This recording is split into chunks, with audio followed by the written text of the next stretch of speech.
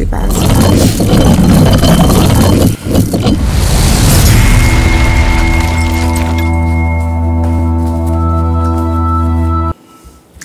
Hello les méli-mélos, alors vous l'aurez compris, aujourd'hui on va parler du carnaval. Et oui, le carnaval c'est la période, donc ça s'y prête parfaitement.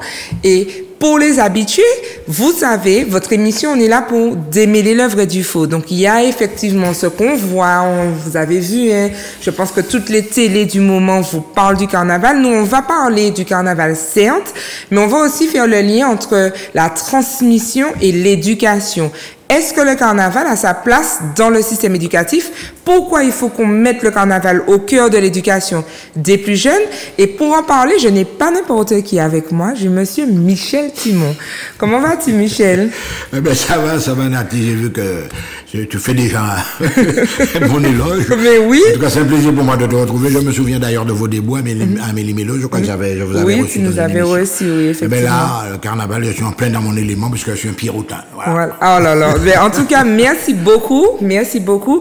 Je te disais, en off, c'est fou de voir que des personnes qui ont autant travaillé, autant construit, autant milité pour notre culture, notre histoire, les activités, le développement de l'île, soit d'une humilité mais impressionnante. Je n'arrête pas de le dire. Je suis vraiment, parce que moi j'ai fait mes recherches et n'ai-je pas été surprise parce que moi je suis quand même plus jeune et là je découvre à quel point tu as travaillé pour la musique, pour l'histoire. Tu es professeur d'histoire, journaliste, tu as été chroniqueur à Fonsanti, musicien, chanteur, producteur. Alors dis-nous tout, qui es-tu? Parce que tu interroges beaucoup de monde avec Quoi de neuf et toutes les émissions que tu fais, mais on n'a pas assez de petits détails sur toi. Alors, dis-nous ça.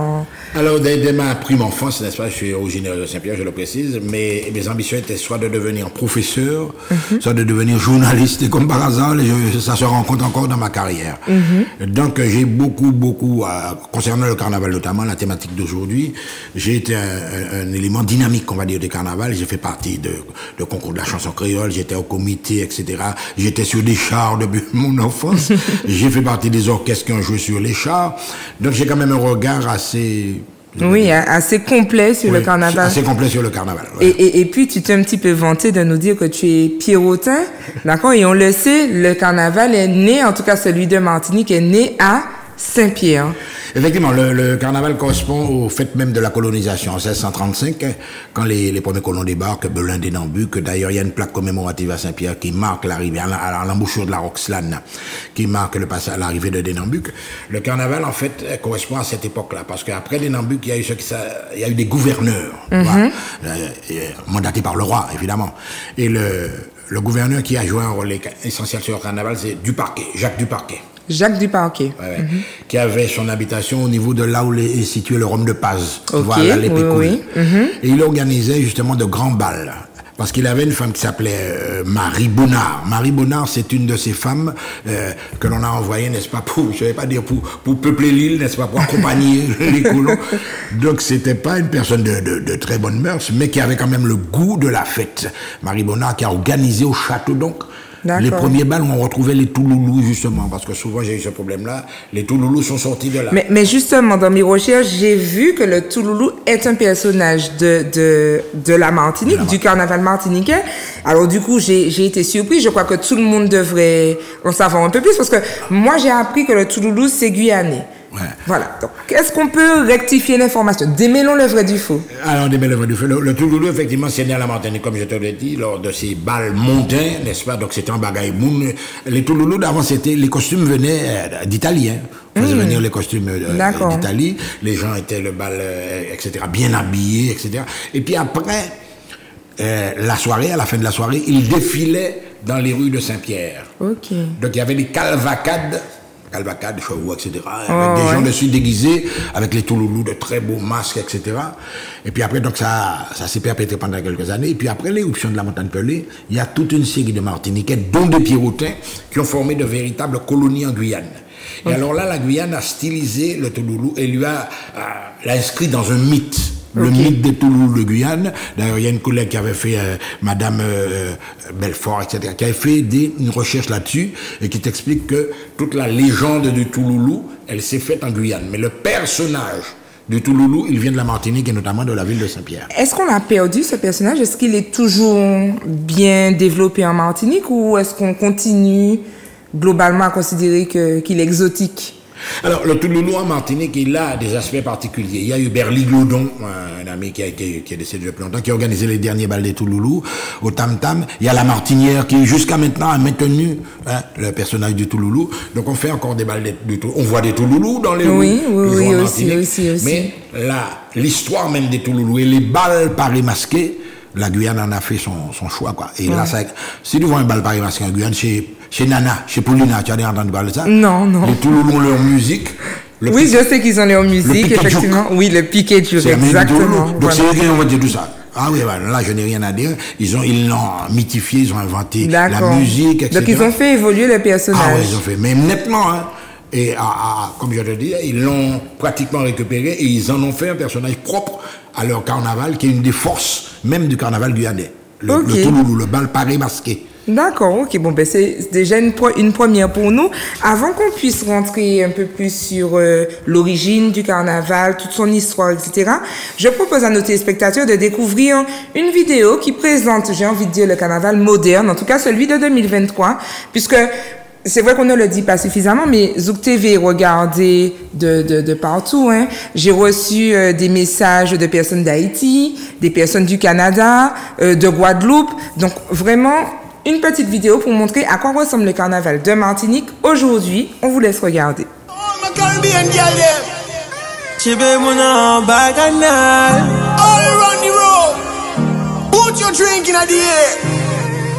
Welcome to the Bacchanal. C'est qu'elle est différente.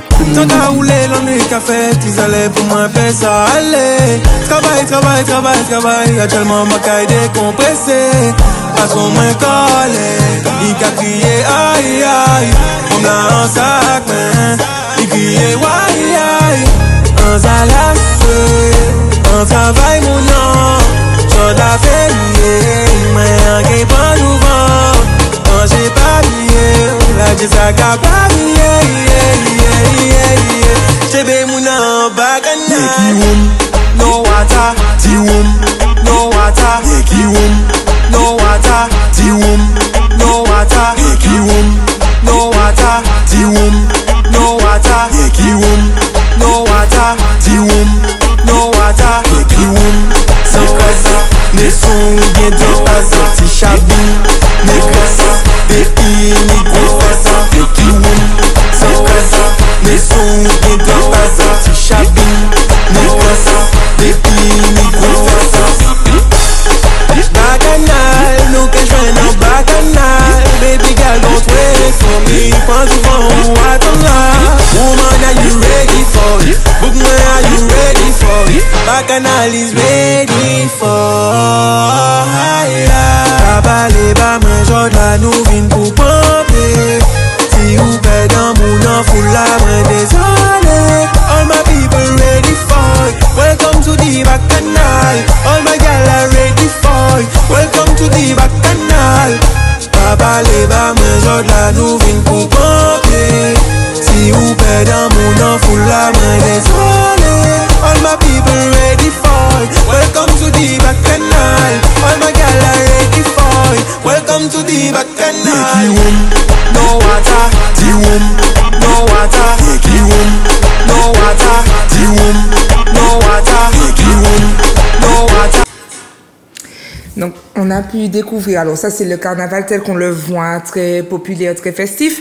Moi, je suis curieuse de savoir ce que tu en penses, parce que tu es quand même porteur de la culture. Quand tu vois ça, qu'est-ce que ça t'inspire et qu'est-ce que tu te dis par rapport au carnaval de Martinique? Alors là maintenant, tu abordes un chapitre qui est très très très intéressant, les mutations même du carnaval. À l'origine, il y avait le carnaval des riches, je l'ai dit, avec tu avais le carnaval de la rue, le négocié. Donc les gens se sont après les Calvacades de Saint-Pierre, tout ça, le peuple s'est accaparé même de l'institution carnaval. Donc ça veut dire qu'avant, c'était pas accessible au peuple, si je comprends bien. Ah oui, les premiers parades n'étaient pas accessibles au peuple. C'est le peuple qui a décidé à un certain moment de se mettre dans la rue aussi, de mettre ses revendications dans la rue. Et là, on a assisté à des déguisements vraiment populaires. Tu as dit un mot, hein, tu as dit revendication. Ah oui. Comment notre a fait la fête, nous avons la fête aussi. Donc à sa manière, le peuple s'est exprimé et ça a donné des travestis assez particuliers, les négociants, les Marianne, on va expliquer ça tout à l'heure. Oui. Mais il y a eu deux quand même points. Jusqu'à maintenant, on est carnaval, comparaison bourgeois, et puis tu as le carnaval, l'expression même du vidé, c'est l'expression populaire. Et donc tu parles d'une évolution, tu parles d'évolution par rapport à la société. Qu'est-ce qu'on pourrait dire? Parce que si tu veux, moi je suis aussi mitigée. Je vais donner mon point de vue. Je crois qu'il est assez représentatif l'ambivalence de mon point de vue est assez représentative du sentiment général. On a les personnes qui se disent, le carnaval c'est la fête, il faut se défouler, il faut se lâcher, c'est le moment où on peut enfin dire ce qu'on ne peut pas dire ailleurs, à un autre temps de l'année. Et puis il y en a d'autres qui vont dire, oui mais ça c'est pas du carnaval, ça c'est du toutouni, ça c'est pas du... Voilà. Et c'est vrai que moi je suis mitigée parce que j'ai envie de voir ma culture dans le carnaval, j'ai envie qu'on reste symbolique dans la manière de présenter les choses, d'autant plus que, vous le savez, le carnaval est un outil touristique, c'est un outil aussi de représentation, représenter la Martinique aux yeux du monde, mais j'ai aussi envie du voyer monter et du lâcher prise. Donc qu'est-ce qu'on peut... Quelle position on doit avoir par rapport à ce nouveau carnaval que tu vois? Toi qui connais l'histoire du carnaval. Alors, d'abord, il faut faire une distinction. Il y a le carnaval parade que l'on retrouve à Rio, etc., dans le territoire brésilien, en Amérique du Sud. Il y a des vélodromes, des sambodromes, ou des stades où on fait la... Donc, c'est le carnaval spectacle. Ouais. Le carnaval bouti, avec paille, avec paillettes, avec plumes, etc. C'est un show. Ouais. Les gens regardent ça. Donc ça existe à Trinidad aussi. Et puis après du carnaval, tu as les chansons du carnaval qui sont faites à partir de concours. Et c'est lorsque la personne réussit qu'on lance le tube du carnaval. Bref. Donc tu as un côté visuel et puis tu as le côté soupape. C'est une période également de décompression. Parce que dans le système judéo-chrétien, tu avais un certain moment où il fallait avoir une période d'abstinence. Ça correspond également au jour de Jésus dans le désert. Bref, il y a une période d'abstinence. Le carême, voilà. Mais qui contraste avec la période de carnaval. Donc, il faut dire qu'il y a deux formes de carnaval. Le carnaval spectacle et le carnaval exutoire. Le carnaval exutoire, c'est l'expression du peuple même. Donc, tu vois, tu retrouves toutes sortes etc., d'extravagances, etc. Et puis, il ne faut pas oublier non plus que même dans la culture européenne, parce que la culture européenne a été véhiculée par le système judéo-chrétien aussi, il faut le dire. Ouais. Tu as ce qu'il appelle dans la Grèce antique les bacchanales. Ouais. Ce sont des fêtes d'orgie, Bacchus, ce qui a son nom latin également, Dionysos, c'est le même dieu, qui est des fêtes de l'alcool, du vin, des orgies. Oui, c'est ça. Et ces fêtes-là se terminaient par l'acte sexuel carrément. Hein. Donc, il y a ce petit côté voyeur, il y a ce petit côté porno, on nous dit bien la première. Oui, c'est ça. On retrouve dans le carnaval. Alors, bien évidemment, les gens, bon chic, bon genre, les cas des tiens, maillot, passé, puis mon cocoyo, ça choque évidemment. Ça choque. Mais il faut dire que c'est inscrit également dans l'histoire du carnaval. Donc, ça fait partie. Alors, c'est vrai qu'aujourd'hui, il y a aussi cette nouvelle tendance, notamment au niveau des féministes, des transgenres, des deux. Voilà, qui utilisent le carnaval pour se manifester, j'ai envie de dire. Voilà. Et puis pour faire valoir, en fait, lutter contre certains préjugés. Voilà, préjugés puis pratiques traditionnelles, comme le patriarcat, etc. Et donc, du coup, on nous invite aujourd'hui à ne plus avoir peur devant un sexe. Mais ça reste quand même un lieu de vie de tout le monde avec des enfants, des plus âgés, etc. Là, Nathalie, on revient sur la mutation sociale. Je vais prendre un exemple. Le terme makoumé, qui dans le carnaval désigne un personnage bien particulier, assez efféminé, etc., qui fait sourire. Le terme makoumé fait choquer maintenant. Hein. Pas oui, voilà, c'est ça. Un makoumé, c'est pas un homosexuel. Non. Il faut bien faire la différence. Ce sont des personnages de carnaval qui ont pris notre connotation avec justement. Et d'ailleurs, je n'ai pas encore rencontré d'homosexuels qui me disent qu'il est contre. C'est-à-dire que tous les homosexuels avec qui j'ai discuté pour l'instant ne sont pas contre le terme makoumé dans le carnaval. Voilà. C'est-à-dire qu'ils comprennent le personnage qu'il y a derrière, même si eux-mêmes sont homosexuels. Hein. C'est-à-dire qu'ils font vraiment la différence entre leur homosexualité dans le quotidien et le personnage, le Macoumé, dans le carnaval. Non, là, je suis d'accord avec toi parce que tu as un niveau d'analyse. Quand tu dis, il y a des gens qui vont comprendre ça, qui vont l'interpréter sur une forme de mutation, et puis il y a des gens qui vont toujours le consentir comme un mépris. Parce qu'avant, il y a quelques années de cela, ça que Timakoumé sorti là, c'est-à-dire c'est une insulte. C'est ça. Mais maintenant, le terme lui-même, il est plus ou moins... Mais oui, et puis dans le carnaval, on se dit pas forcément Sakriti Makoumé. Au contraire, on rigole du personnage, on est content d'être Makoumé pendant le carnaval. Les hommes aiment se féminiser, enfin voilà. Alors, tu me dis que c'est peut-être pas exactement la même chose, mais on sent que c'est pas reçu de la même manière. Pour être plus précis, par exemple, tu as un jour, on va parler des jours tout à l'heure, le lundi, où tu as ce qui s'appelle les mariages burlesques. Mais justement, parlons-en. Dis-nous un petit peu, c'est quoi? Parce que là, on a montré le vidé, on a vu les chats, on a vu vite fait un groupe à pied, etc. Mais comment ça se passe le carnaval en Martinique? Ça commence comment? Alors, je suis très, très, très intéressée par cette question parce que je suis sûre que je vais en apprendre, mais aussi parce que, je te le disais en off, j'ai été choquée. Ce qui m'a motivée à faire cette émission-là, ça a été mes élèves, d'accord, 14 ans, 13 ans, et un jour, je leur dis, mais on s'habille comment le Mardi Gras? Et là, stupéfaction, personne ne sait. Alors je me suis dit non, que tu ne connaisses pas les Marianne Lapofig, les Caroline Zieloli et compagnie, il n'y a pas de problème. Mais au moins me dire que le Mardi Gras, c'est en rouge. Et c'est vrai que ça m'avait perturbée parce que je me suis dit, on n'est pas obligé d'aimer la liesse du carnaval, on n'est pas obligé d'aller courir ou le vider, mais quand même, c'est un morceau de notre culture. Culturel, voilà, très important, ça. Un morceau de notre culture et il est important que notre jeunesse soit au moins capable d'en parler. Demain matin, tu as fait tes études au Japon, on te demande de parler de ton pays, tu racontes quoi sur ton pays? Et je crois que c'est important. Alors, raconte-nous un petit peu.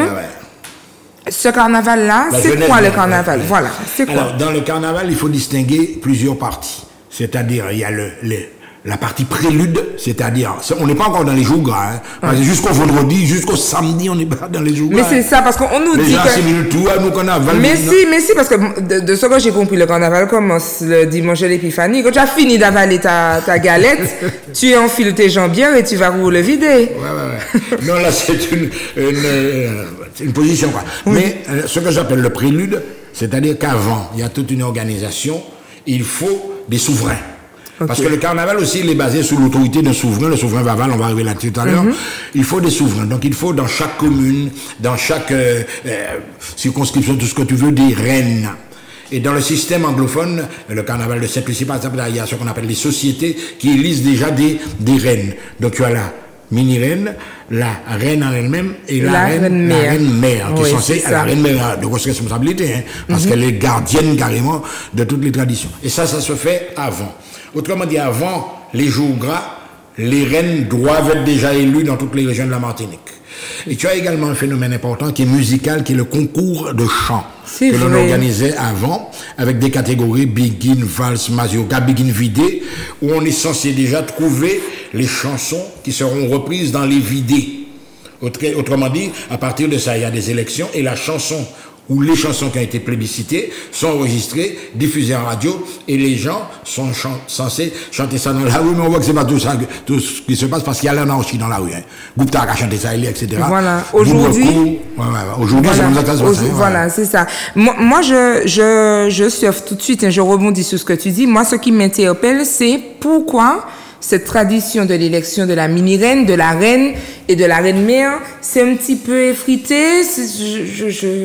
Je n'entends plus ce n'est plus aussi populaire qu'avant où j'ai eu l'occasion d'aller voir les élections dans le hall de la commune, enfin un gros événement. Et là, je n'ai rien entendu cette année. Pourquoi cette déchéance? Parce que finalement, c'est toute la culture et la société même, la société. Alors quand je parle de la société martiniquaise, mais aussi les petites sociétés dans chaque ville qui se meurent finalement. Il faut que, je sais pas, tu fais des conférences pour les politiques autour de ça. Il faut développer ça.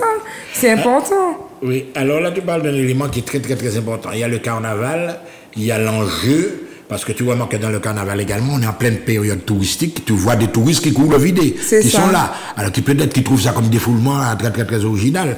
Donc les élections de reines, on y revient d'ailleurs, les manifestations avant, il y a l'enjeu.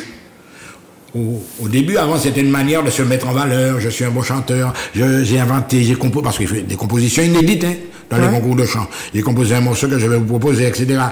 Mais tu constates qu'on fait ça juste avant le carnaval. Donc, on n'a pas le temps de mettre ça sur les réseaux, sur les plateformes, pour être diffusé avant le carnaval, comme les tubes de Jean-Philippe Martelly. Voilà, avant. c'est trop proche maintenant, voilà. Voilà. C'est ça. Donc ces chansons-là, on ne les retrouve pas pratiquement dans les vidéos. Donc, et puis à l'enjeu. Parce que mon gars dit, je vais à l'élection, j'envoie ma fille à l'élection de la reine, mais qui s'est gagné, ni ça aussi. Non. Alors, oui, mais c'est bien que tu en parles. Mais les élections de Miss Nati, c'est pareil. Hein? Mais c'est le but. Non. C'est le but de Méli-Mélo, il faut qu'on fasse évoluer ça. C'est-à-dire que oui, je vais gagner une tablette, je vais gagner un billet d'avion, mais tout ça, c'est éphémère. Alors que quand je viens et que je participe à un événement comme celui-là, il y a tellement de choses qu'un enfant, un jeune, un adolescent, un adulte, quel que soit, peut développer à travers cette expérience-là. Apprendre la confiance en soi, apprendre à parader, apprendre à maîtriser son corps et ses mouvements dans l'espace, apprendre à faire un discours devant un public, représenter sa commune, soutenir la culture d'un pays. Parce que tout ce qu'on fait, tout ce dont on parle là, quand tu me parles du carnaval et que tu reviens aussi loin dans le temps, c'est bien des gens qui ont marqué l'histoire et qui nous donnent de quoi parler aujourd'hui. Et je suis très attachée à ça. J'en parlais la semaine dernière avec Monsieur Tali, où je lui disais que mon rêve, c'est de voir dans les écoles et dans les lycées, je parle pas que des écoles primaires, dans les lycées, la littérature de chez nous, en préparation au bac de français. Moi, je rêverais de ça. Je rêverais de ça parce qu'on a de la matière. Mais c'est pareil. Le carnaval, c'est un outil. En tout cas, tout ce que tu racontes sur les élections, ce sont des outils qui permettent réellement de se développer, de se construire et de fortifier l'identité d'une région. Donc, tu abordes un volet qui est très, très, très important, qui est fondamental. Le carnaval, c'est également une vitrine de revendications. Ça peut être des revendications politiques, etc. Ne trouve pas que les derniers événements, par exemple, ça va faire l'objet peut-être de bois dans les vidéos. C'est ça. Et puis tu as le carnaval militant.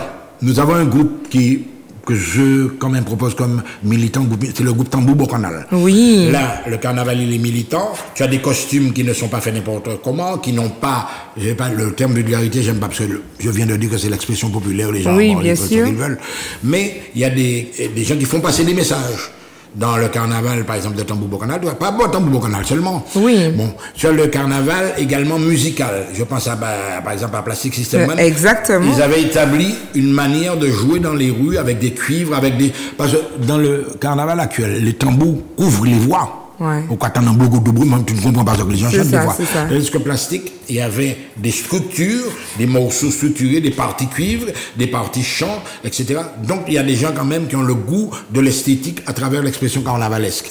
Et puis même dans le choix, par exemple dans les élections de Rennes, il y a des gens qui se présentent avec des bijoux authentiques. Hein.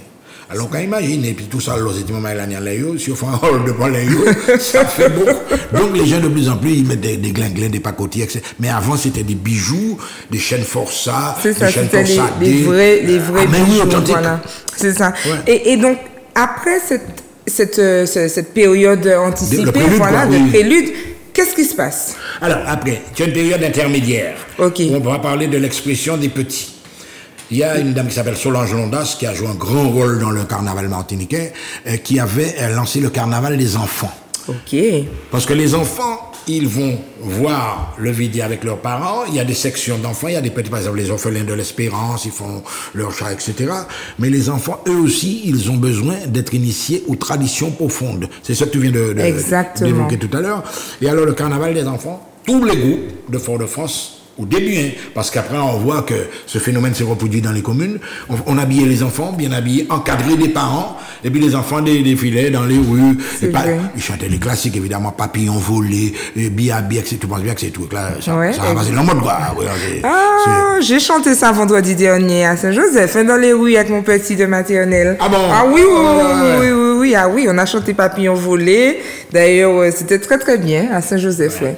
Mais en matière d'image, je pense que ce carnaval-là, il était porteur parce que là, les parents se faisaient une fierté de voir leur enfant habillé en Marianne authentique, en diablesse authentique. Parce que l'enfant représente quand même tout l'intérêt des parents porte à... Alors, je vais pas rendre la chose plus difficile trop longtemps parce que je sens que pour pouvoir comprendre le carnaval, il nous faut parler des personnages et nos téléspectateurs nous entendent dire Marianne, Diablesse, etc. On leur montre un petit extrait des personnages et on revient tout de suite. Pas de problème. Marianne la Pofique, dansez, dansez Marianne, tournez, tournez, tournez Marianne. 1994, un déferlement d'une centaine de Marianne sur le boulevard Général de Gaulle ce déferlement a fait beaucoup se remémorer ce personnage qui avait complètement disparu de nos carnavals. C'est le nord de la Martinique, c'est l'avant-éruption 1902. Oui. La Martinique, père des Caraïbes, avait fait venir, paraît-il, un cirque dans lequel il y avait justement un dompteur et son ours, Demoiselle Marianne. Nous sommes à Saint-Pierre, 1787. Lafka Joern nous raconte cette épidémie, petite variole ou petite vérole, dit-on, qui a fait des ravages.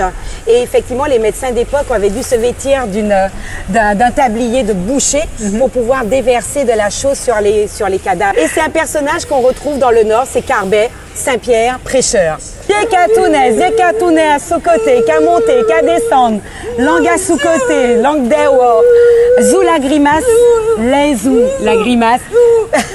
On peut pas l'arrêter. Non, un personnage effrayant quand même, zou la grimace. Voilà, c'est un de nos derniers personnages traditionnels sur lequel a pu porter nos recherches. Ma mère aussi, avec Tambo Bocanal, avait fait une recherche dessus. Les ouvriers agricoles, pour réaliser leurs costumes, ont pensé à faire ce mélange de graisse des rouages d'usine avec de la cendre. Mais on retrouve vraiment exactement les mêmes grimaces séductrices des peuls. Séductrices. Exactement. Faites bien de le préciser. Caroline Zelloli. Qui ne connaît pas Caroline Zelloli? Qui ne connaît pas Caroline Zelloli? Ce personnage, c'est plutôt le fait sociétal. On dit que cette bonne Caroline, un peu bonne, très laide, parce que qui louche, Zelloli, Ziekokli comme on dit chez nous, allait chercher son bonhomme de mari sous au bar et le ramenait sur son dos à la maison. Fais-nous un tour, Caroline. Fais-nous un petit tour. Le but du personnage, c'est de ne pas trop savoir qui porte qui. C'est un personnage hybride, un personnage double. Et en fait, toute la dérision et tout l'amusement est dans cet effet que l'on veut produire. Alors, brosse éclairée. Brosse éclairée, je t'en prie, pour mes chaussures pour aller à mon mariage tout à l'heure. Alors, brosse éclairée, c'est dans la catégorie petit métier d'antan. Les jeunes, les adolescents. Alors, il y a quelque chose qu'elle dit qui me surprend un petit peu. Elle dit, mais qui ne connaît pas Caroline Zelloli? Ben, moi, j'ai pas bien connu Caroline Zelloli. Il y a tous ces personnages-là, je les connais pas très bien. Je connais les Diables Rouges. Maintenant, j'entends Papa Diable. C'est quoi la différence? Je crois qu'il nous faut connaître ces personnages-là. Alors, justement, lorsque tu as parlé de la Caroline, ça m'a interpellé. Parce que la Caroline, c'est un personnage, en fait, de militantisme. On va traduire ça comme ça, de militantisme actuel. En fait, elle est peut-être assez critiquée, etc. Parce que c'est un personnage hybride. C'est une même personne qui joue deux rôles. Ok, oui. Donc, elle joue le rôle de la Caroline et le rôle de son mari qu'elle porte sur le dos. C'est ça. Parce qu'elle a cherché Marie, était boulée, etc. Elle est obligée à danser dans toute la ville. Et là, elle a des yeux lolis. On dit, c'est yeux lolis également. Il y a Coquille et Loli, le huitième cheval. Mais c'est un personnage héroïque. Autrement dit, c'est la femme, encore une fois, l'importance de la femme, qui sauve son mari de la boisson, etc. Et les gens, souvent, la critiquent, etc. Mais c'est un personnage qui a toute sa dimension et qui revient régulièrement. D'ailleurs, tu as des grands comités comme Bibas, comme Psyché, qui portent une attention particulière à la confection notamment des diables, des personnages emblématiques. Hein. On va parler de ça de tout à l'heure. Donc ce sont des personnages très importants et la Caroline revient régulièrement maintenant. On n'en voit pas beaucoup. C'est ça. Mais le simple fait d'avoir deux ou trois prouve que quand même ce que tu disais, la tradition est maintenue et que l'enfant qui va voir ça, il va dire « maman, il y a deux personnes qui posent des questions ». Et pourtant, de l'explication que tu me donnes, moi je fais un lien avec le féminisme. On entend de plus en plus de féministes, de femmes qui revendiquent leur place et leur rôle dans la société, sortir du patriarcat. Et là, on a un exemple de la femme qui finalement, elle qui gère son foyer. Alors bien sûr, elle se coltine un mari ivrogne, mais en fait, elle a quand même été le sauver. Elle a quand même, comme tu disais, cette posture héroïque et je crois qu'elle pourrait retrouver aussi sa pleine place dans le carnaval. Oui, mais évidemment, ce que tu dis là, mais le simple fait, justement, que ce soit dans le carnaval, tu t'interroges quand même sur l'intérêt qu'on porte à une telle chose, toi. Mettez un carnaval là, mais à la limite, même faire des conférences après le carnaval pour montrer que c'est un personnage qui a une dimension qui dépasse l'amusement, les moqueries, etc. C'est ça, c'est ça. C'est un personnage qu'on ne retrouve presque plus maintenant, peut-être, pour des... Avant, tu te rappelles, dans les vidéos, tu avais des échassiers. Oui, c'est ça, exactement. Ben oui, c'est une tradition qui remonte à très très très longtemps, qu'on retrouve en Afrique également, qu'on retrouve également dans le pays normand, où il y a c'est des bergers qui montaient sur des échasses pour surveiller l'arrivée du loup.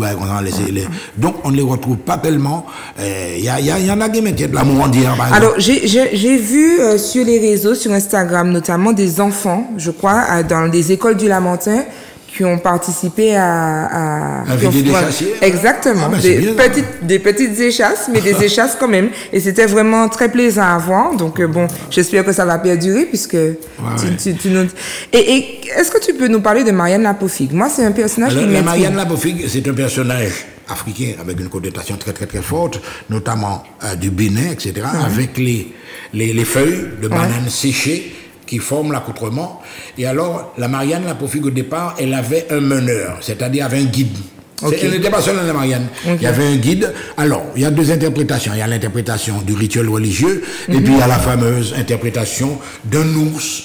Sébastien Danisa, qui s'était échappé d'un cirque à Saint-Pierre et qui courait sur toute la place Bertin, il était courir Marianne, et c'est tout ça que l'on retrouve dans ça, mais c'est une connotation vraiment, vraiment africaine, parce que lorsqu'on regarde des reportages sur l'Afrique, avec un côté mystico-religieux également, on retrouve le personnage de la Marianne Lapofigue. Donc c'est un personnage très, très, très important. Et puis j'ai entendu un commentaire sur les médecins de l'hôpital. Oui, voilà. Alors, les médecins de l'hôpital, c'est particulièrement dans une région de la Martinique qu'on trouve ça, c'est sur la côte Caraïbe. Ok. Parce qu'à Saint-Pierre, tu sais, c'était une cité également basée sur le vice, enfin, j'y viens, n'est-ce pas, la corruption, et tu avais un nombre impressionnant de prostituées, c'est bien, c'était le record battu. Et il y avait une épidémie de petite vérole. Ok. Et alors là, les gens qui avaient contacté la petite vérole, montaient à Mont-Larry. Ah oui. D'ailleurs, il y a un gars qui a parlé de ça dans un roman, d'ailleurs, que les gens ne connaissent pas assez, Nuit d'orgie à Saint-Pierre. Ok. Oui, oui. D'accord. Écrit par un Martiniquais? Oui, oui, oui. Mais non, pas un Martiniquais, quelqu'un qui était de passage. D'accord. Par exemple, l'Africa World, le journaliste américain, il a beaucoup écrit sur le carnaval entier, en américain pourtant. Ok. Parce que ces gens-là étaient là, ils avaient la plume déjà.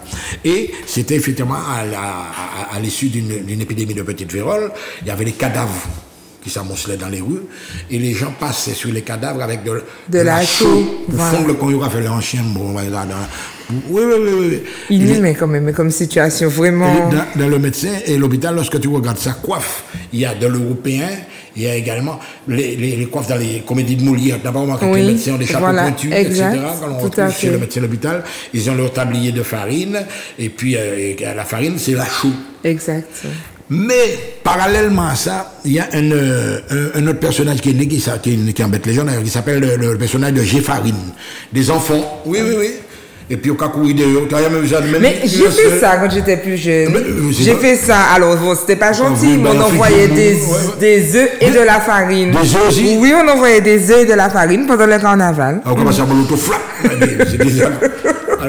Dans le vidé, on a fait ça. En général, c'est mon qui a vu, qui a fait ça aussi. Michel Benoît nous a dit, c'est pas gentil, mais c'est vrai que ça a fait partie et il fallait. C'est pas de médecin il faut bien dire. Non.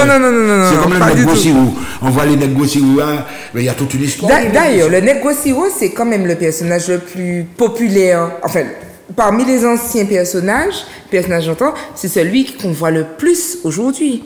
Pourquoi? C'est quoi la tendance autour Mais du justement parce que c'est vraiment le personnage qui correspond à notre colonisation, etc. Puisque je t'ai parlé de bal, de luxe, etc.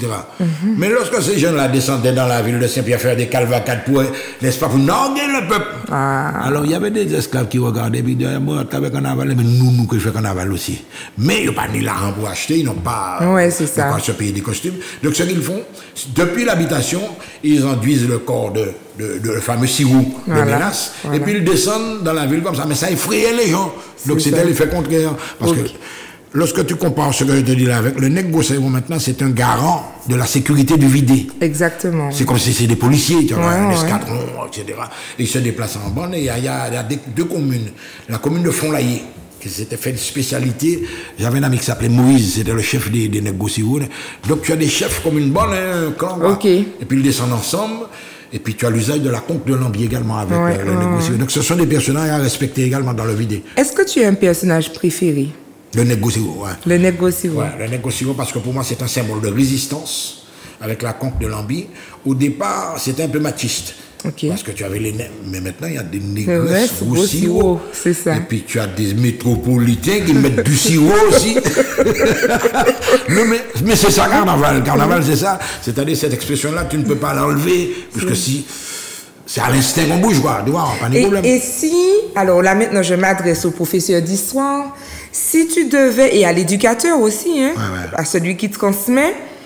Si tu devais, mis à part le négociant, puisque c'est ton préféré, proposer à la jeunesse de découvrir et de réinvestir un personnage en particulier en lien avec les événements de notre société, ce serait lequel? Ce serait lequel? Alors là, tu me poses une colle parce que c'est très, très, très important. Moi, je n'aurais pas pour choisir un personnage en particulier. Le mariage burlesque du lundi, c'est un jour, parmi les jours grands, un jour maigre, puisque là, il faut de l'imagination. Mais dans le mariage burlesque, tu as tout. Tu as le politique, il y a le maire qui est là, tu as le curé, tu as l'ecclésiastique qui est là, tu as les époux qui sont là, tu as les témoins qui sont là, tu as les doucineurs, il y a des doucineurs, il y a des gens qui peuvent inviter quand même. Donc le mariage, c'est un reflet global de toute la société avec tous ces personnages-là qui existent toujours sous d'autres formes, bien évidemment, mais qui ont un centre d'intérêt chacun, quoi. Et donc, je surfe sur ta réponse. On était donc au lundi gras, le mariage burlesque, mais tu ne nous as pas parlé du dimanche gras, du samedi gras. Alors, dimanche, samedi... Non, le samedi gras, je vais être tout à fait d'accord avec toi, le samedi, il n'est pas gras. Le samedi, tu sais, ça servait à quoi avant? Pour les associations, à faire leur grande soirée avec pour ramasser l'argent, évidemment, les associations. Alors, par exemple, je me souviens d'une soirée du Plastic System Band qui se déroulait au Fort Saint-Louis, mais il est chic, hein, parce que le Plastic System Band avait quand même une certaine esthétique, et puis tout le monde habillé en blanc, donc c'est les grandes soirées. Tu sors avec ton épouse, et puis c'est mondain un petit peu, hein. Ah ouais, c'est carnaval, mais c'est mondain, hein. Il y a qu'à dire en comparaison, voilà, donc ça c'est le samedi gras, les grandes soirées, etc.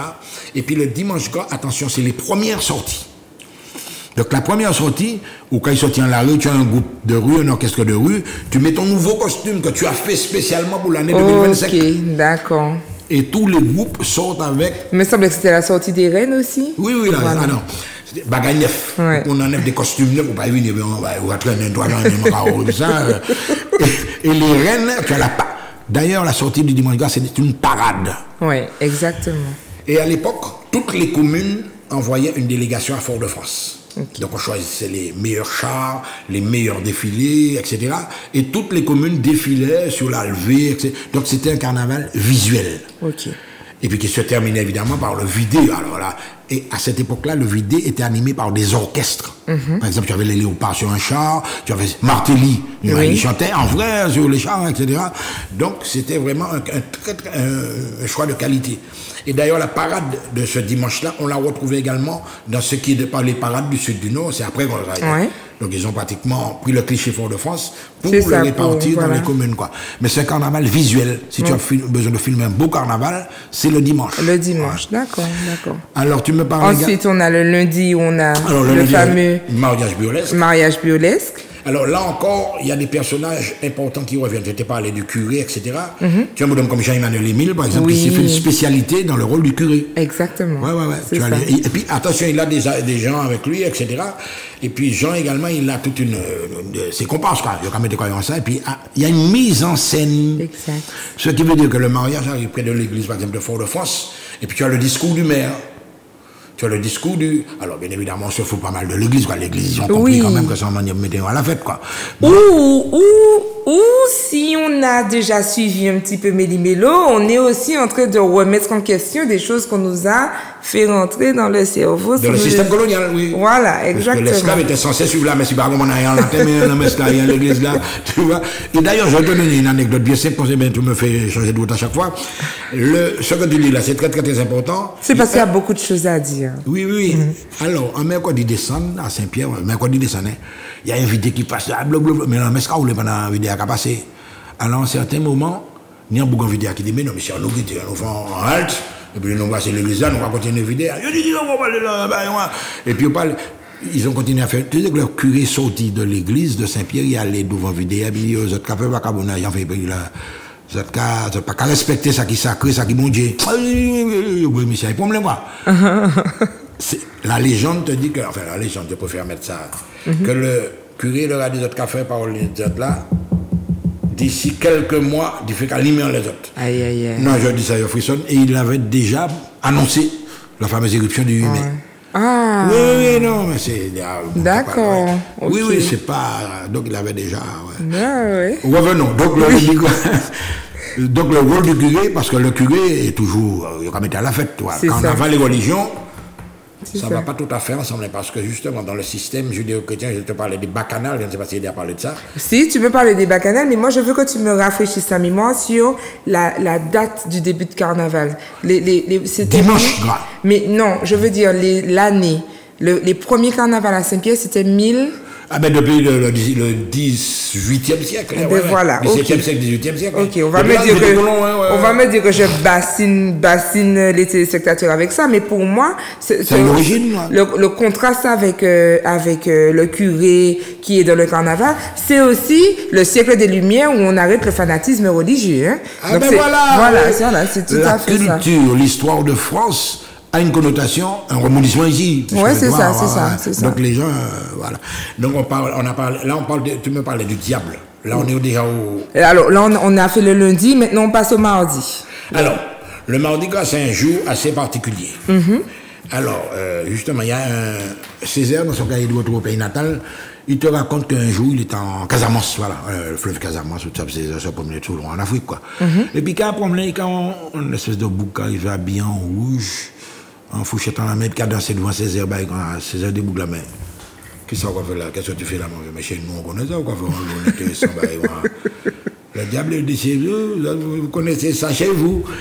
Qu'a fait la fête est bizarre, mais il faut dire, vous autres savez, ce sont des divinités. Le diable est divinisé dans le système africain. Alors Césaire est tombé des nues, et puis des diables là, mais on va comprendre, mais que ça veut. Les cornes, par exemple, du diable, c'est le symbole des cornes d'abondance que tu retrouves, le pouvoir même, même dans les royaumes africains, Chaka Zulu par exemple, tu retrouves des cornes, des bovidés, oui, voilà, qu'on retrouve dans toute donc il explique ça, les cornes c'est le symbole de puissance. Et d'ailleurs, Tambour Bokanal utilise de vraies cornes. Hein. Ah ben oui. Voilà, des vraies cornes, hein. pas du faux semblant. Hein. Non mais il y a justement un truc qu'il faut savoir également, Tambour Bokanal, ils ont tout ce patrimoine-là, parce que n'oublie pas, notamment le Papa Diable, Victor Treff que tu vois là, qui chante la douane Victor Treff. Oui. Il devient Papa Diable avant. Ok, d'accord. Oui, le tambour, on va parler des fameux diables. Le Tambour Bokanal avait son diable qui était coté. Donc avec la signification, le miroir qui renvoie, parce que le miroir, il y a des miroirs sur le oui, c'est ça, exactement. On te dit que ça, il y en a l'abri. Non. Parce que tout est codé en magico-religieux. Ok, donc ça est censé renvoyer le sort. Ok, donc ce n'est pas esthétique, c'est vraiment magico-religieux. Ah oui, magico-religieux, etc. D'accord. Alors là, il y avait toute cette confection. Là, ce que tu me disais tout à l'heure, c'était la tête du Papa Diable. Tu penses bien, on fait ça avec des cornes de bœuf. Et Tambour Bokanal se situait près de l'abattoir. Ok. Donc, à l'époque, ils allaient récupérer les peaux, parce que sans peau de bête séchée, pas comme on nous mettre. C'est lourd, un vrai masque. Je te parle des petits, on va voir après que Max Jean-François, un plasticien qui a stylisé ça en plastique. Mais la vraie tête du diable, c'est fait en peau séchée, en cornes authentiques, etc. Donc c'est un truc, un masque assez lourd à porter. Donc, et puis le diable, par exemple, sur l'Alvé, on voit le diable à Saint-Pierre, il sortait au début de nuit. D'accord. Pour ça, en effet, encore plus impressionnant. Le diable là, et puis le diable avait sa cour Tu avais les diablotins, petits diables, quoi. Voilà, les diables rouges qui suivent le papa diable. C'est le cortège des diables. Voilà, c'est ça. Il y a eu aussi les diables rouges du Monde des Olives à Saint-Joseph. Exactement. Voilà, donc, eux, ils ont perpétré la tradition. Oui, d'ailleurs, on leur tire un coup de chapeau. D'ailleurs, ce quartier-là, ils sont très forts. Le chantier de Noël, nous avons Monde des Olives. Monsieur, j'oublie son nom, c'est un ami. Moi aussi, je me souviens plus. Mais, si tu veux, on revient sur le diable rouge. Il y a des gens qui ont perpétré cette tradition-là. Et à la fois, le diable rouge, il est un petit peu mal vu aussi. C'est-à-dire, parce que maintenant, tu as constaté qu'au niveau même de l'accoutrement, les vrais diables, maintenant, tu as des gens qui s'habillent en rouge carrément. Ouais. Et puis, tu as également une expression pornographique dans le carnaval. Tu vas me dire que tous les jours, on retrouve ça. Mais tu as des espèces de... Je ne sais pas si tu te rappelles de ces petits journaux là, les luciféras. Ouais. Des femmes diables, quoi, des diablesses. Pas les diablesses du Mérode descend, des diablesses sexy, quoi. Oh, ouais, c'est ça, c'est ça. Mais ça aussi, on a vu l'évolution. Hein. Quand on regarde tous les personnages, aussi bien Marianne Lapofigue, enfin, tout ce qu'on a vu, ils étaient très couverts. Et aujourd'hui, c'est vraiment le contraire. Parce que peut-être plus tard, on va arriver justement sur ce qu'on voit actuellement dans les rues. Donc, on est au Mardi Gras. Donc, je te parlais de Césaire qui a rencontré le diable, etc., qui lui a dit que c'était un personnage important, avec une connotation religieuse. Donc, ne pas faire la fête des pays, mais respecter quand même. OK?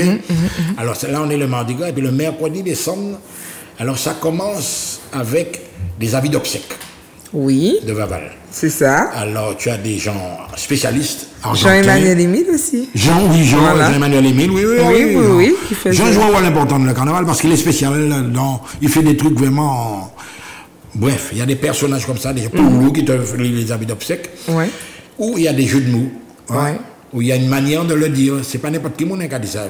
Un ton solennel, un ton grave, quand c'est c'est ça, voilà. C'est très théâtralisé, voilà. Et puis une maîtrise de l'expression très très bonne. Ouais. Ah oui, avec des choix, etc. Et puis, alors bien évidemment, ça se termine par les pleurs des diablesses, etc.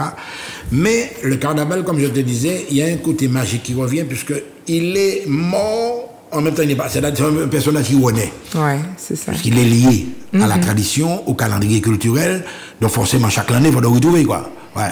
Donc, on a quand même un espoir. Ouais, de le retrouver. De le retrouver. Non, on arrive au mercredi décembre. Mais avant le mercredi décembre, quand tu observes bien le vidé du mercredi décembre, c'est pas un vidé comme les autres. Tu pleures. Alors, tu as les diablesses. Justement, là, voilà, je connaissais pas ce personnage. Pour moi, les diablesses, c'était des diables rouges filles. Non. Et là, maintenant, je vois qu'elle est... J'ai même vu sur certains écrits des guiablesses, où ils mettent avec un G, les guiablesses. Alors, c'est qui ces guiablesses-là? Habillées, il me semble, en blanc et noir, avec les madrasses noires, la coiffe. C'est un costume traditionnel, mais stylisé. Hein, c'est pas fait n'importe comment. C'est codifié, d'ailleurs. Ouais. Alors, on va dire qu'il y a une certaine ambiguïté, puisque ça rappelle, en fait, les diablesses. Dans l'Antiquité, tu avais ce qui s'appelait des pleureuses. Des gens qu'on invitait.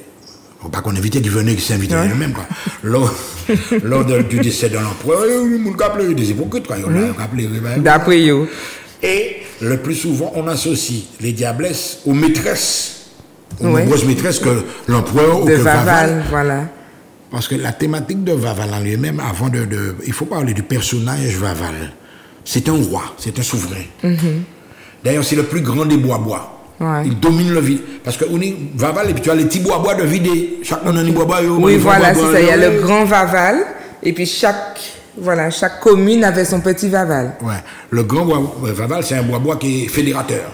Okay. Alors, il s'inspire des événements de l'année. Cette année, on a matière à faire quelque chose. D'ailleurs, j'ai vu tous les Indiens, ça m'a fait sourire. Je me suis dit, il va bâtir demain là.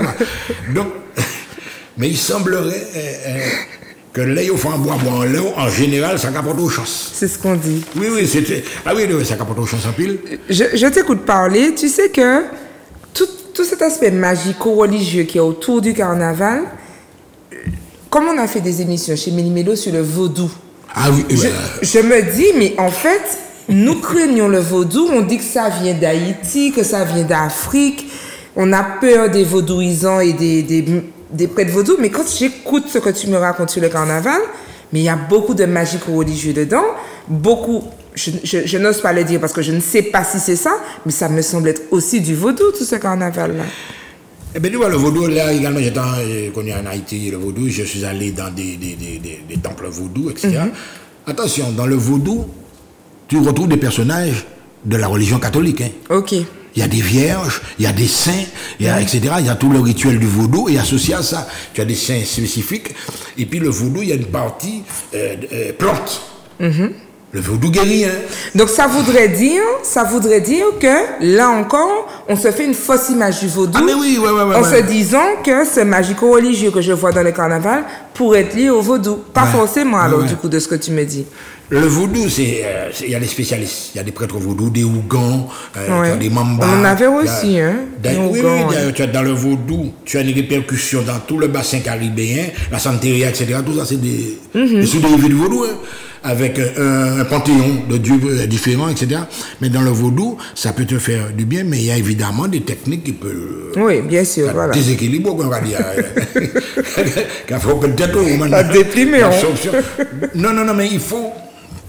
Tu sais pourquoi je te dis ça? Parce que dans le carnaval, j'ai parlé d'expression populaire, mais quand tu regardes le carnaval en Martinique, les Haïtiens ont leur communauté. C'est ça. Leur musique. C'est ça. La musique rara. Et au début, ils faisaient un peu peur, les gens ne comprenaient pas, mais je vois qu'au fur et à mesure du temps qui passe, les gens sont de plus en plus contents de ce groupe haïtien. Et parce que justement, il n'y a pas le côté, on va dire bordélique, on peut dire. Oui. Cette année, quand tu sens que c'est structuré, qu'il y a une musique derrière, il y a une discipline dans leur manière de défiler. Ouais. Par exemple, si moi, je retransmettais le carnaval dans les rues, quand tu y entres, parce qu'on m'a regardé dans ces vidéos aussi, là, tu sens que vous l'avez noté, mais vous êtes sorti là aussi. Ouais. Donc, moi, c'est nous des grands chefs qui retransmettent le carnaval. Donc, pour te montrer, ils font leur carnaval. Alors, puisqu'il ne nous restait pas beaucoup de temps pour cette première partie-là, je te pose la question, tu m'as dit que toi et Polo, vous êtes ceux qui... Des chroniqueurs de la rue, voilà. On décrit tout. Ouais. Exactement.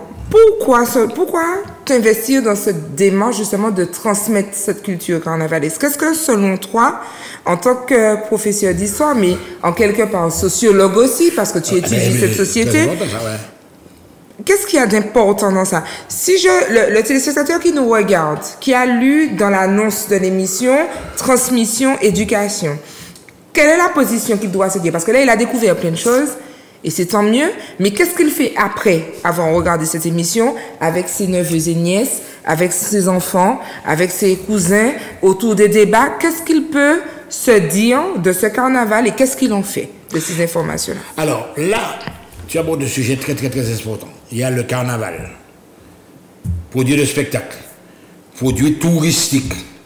Et puis, tu as la transmission du carnaval. Au début, n'oublie pas qu'on a parlé du carnaval des écoles. Oui. Donc, Timamaï Adam, très tôt. Mais l'enfant, lorsqu'il est arrivé à ce stade-là, il veut avoir une idée bien précise du carnaval. Il sait que c'est un défoulement, qu'on sera dans l'espace public, etc. Mais il faut également qu'il se dise que le carnaval, c'est un élément qui doit le construire en quelque part. Ouais. Tu es dans une société qui évolue, avec les chansons de carnaval ne sont pas les mêmes, ça on le voit, hein, etc.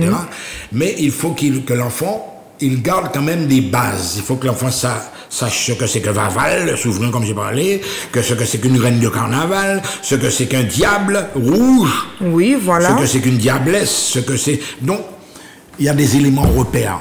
Et c'est le rôle des enseignants à ce moment-là. Pas des enseignants, des éducateurs, des gens qui sont censés transmettre le savoir.